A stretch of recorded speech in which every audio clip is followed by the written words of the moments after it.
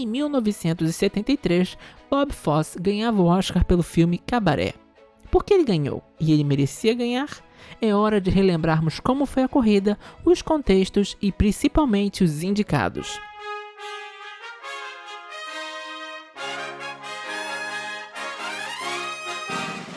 Além de Bob Fosse por Cabaré, ainda tínhamos os nomeados Dan Troell por Os Emigrantes, Joseph L. Mankiewicz por Jogo Mortal, John Boorman por Amargo Pesadelo e Francis Ford Coppola por O Poderoso Chefão.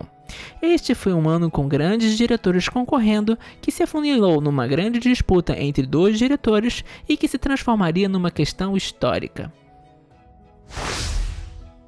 Dan Troell vinha com a sua primeira indicação a melhor diretor de duas indicações ao Oscar que vieram no mesmo ano. Mas antes de sua nomeação, o filme havia sido nomeado no ano anterior em filme estrangeiro, e em 1973 o filme recebeu 4 novas nomeações, incluindo o melhor filme. Isso aconteceu pois o longa estreou na Suécia em 8 de março de 1971, mas só foi lançado em Nova York em 24 de setembro de 1972 pela Warner Bros. Assim, a produção esteve elegível para participar em ambos os anos. O filme conta a história de um casal sueco que luta para sobreviver com os filhos numa pequena aldeia rural ao sul da Suécia. Incentivados pelo padre local, eles vendem o pouco que têm e embarcam numa longa jornada. Mas alguns desses emigrantes jamais chegarão ao novo mundo. A produção em língua estrangeira era apenas a terceira a ser nomeada ao Oscar de melhor filme na história da premiação, e John era apenas o 10º diretor nomeado por um filme em língua estrangeira. Era muito complicado vencer.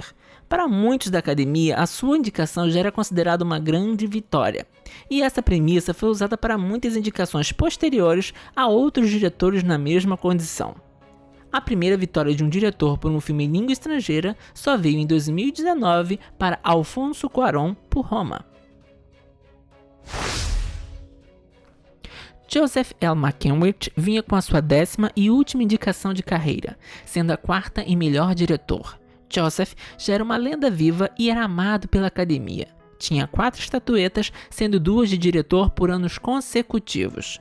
A trama dirigida por ele falava sobre um cabeleireiro e um escritor de histórias de mistérios que têm algo em comum: a mesma mulher.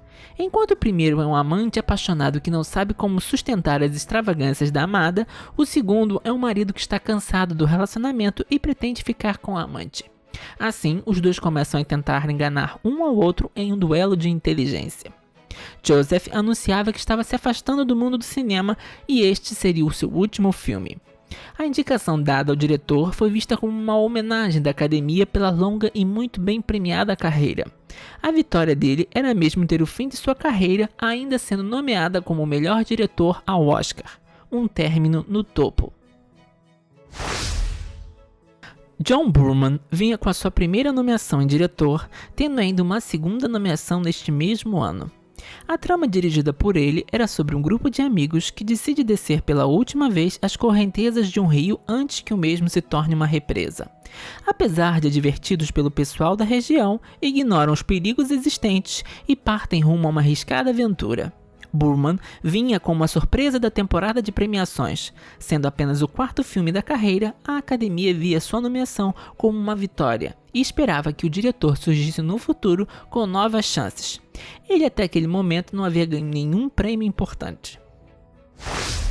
Francis Ford Coppola, na sua primeira indicação na categoria de melhor diretor, ainda recebeu uma segunda nomeação neste mesmo ano, mas também havia sido indicado anteriormente na categoria de roteiro. A trama, dirigida por ele, mostra um chefe de uma mafiosa família italiana de Nova York que costuma apadrinhar várias pessoas, realizando importantes favores para elas em troca de favores futuros. Com a chegada das drogas, as famílias começam uma disputa pelo promissor mercado. É nessa complicada época que Michael, filho do chefe, vê a necessidade de proteger o seu pai e tudo o que ele construiu ao longo dos anos. De todos os nomeados, Coppola era o que tinha mais chances de levar a estatueta e ganhar de Bob Fosse. Ele havia ganho o Globo de Ouro, vencido o prêmio do Sindicato dos Diretores, indicado ao Prêmio Nacional da Sociedade dos Críticos e indicado ao Prêmio dos Críticos de Nova York. Mas o filme de O Poderoso Chefão teve vários problemas com a academia entre a divulgação das indicações e a premiação. Primeiramente, a trilha sonora havia sido desqualificada por reutilizar a trilha do filme Fortunella. Al Pacino não compareceu à cerimônia em protesto à categoria em que foi indicado. Como a sua performance refletia em um tempo maior de tela do que do seu colega Marlon Brando, Pacino acreditou que deveria ter recebido uma indicação para ator, e não em ator coadjuvante. E ainda depois disso, Marlon Brando havia avisado que não ia comparecer também na cerimônia, e que mandaria uma representante, que depois ninguém imaginaria no que iria decorrer. Mas estes fatores foram algumas das coisas que tiraram muito o brilho do longa e, por consequência, maiores chances do diretor. Na primeira indicação da carreira de Bob Fosse, ele dirigiu a adaptação da Broadway de Cabaré, que conta sobre uma jovem americana que canta em um cabaré e sonha em se tornar uma estrela, mas se apaixona por Brian, que é bissexual. Ambos se envolvem com um rico e nobre alemão. Quando ela fica grávida, Brian diz que quer se casar e declara não se importar de quem seja o filho, mas o futuro lhes reserva outro destino. Bob havia sido indicado ao Globo de Ouro, vencido como melhor direção no BAFTA, vencido no Prêmio Nacional dos Críticos e indicado ao Prêmio do Sindicato dos Diretores.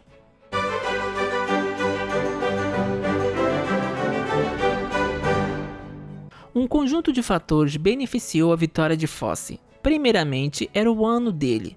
Apenas 2 dias antes do Oscar, ele havia levado 2 Tonys, o prêmio do Oscar do teatro, por dirigir e coreografar a peça Pim Pim. E menos de 2 meses depois do Oscar, Fosse venceria um Emmy por dirigir Liza with a Z, fazendo dele a primeira pessoa na história a ganhar um Oscar, um Tony e um Emmy no mesmo ano. Cabaré não poderia ter sido melhor dirigido por um profissional que realmente entendia o mundo dos musicais. A trama encantava muito a academia, que estava com dificuldades em escolher um melhor diretor. Além disso, a vitória de Francis Ford Coppola, 2 anos antes em melhor roteiro, pode ter contribuído na escolha entre os dois. A academia preza muitas vezes em dar estatuetas a favor de quem não tem. Além disso, muitos da academia viam altas chances de Coppola ganhar um Oscar nesta categoria no futuro. Além disso, já se sabia que O Poderoso Chefão iria ganhar uma segunda parte.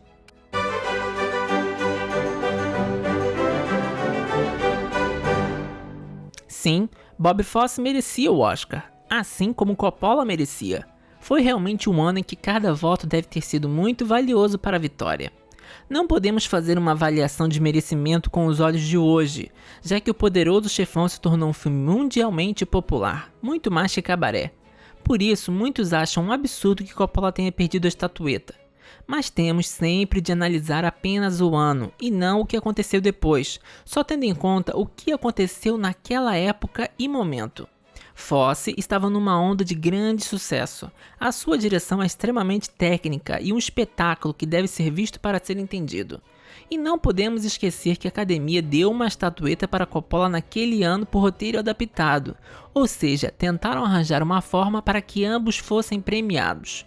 Coppola pode ter perdido como diretor, mas perdeu para alguém que também merecia.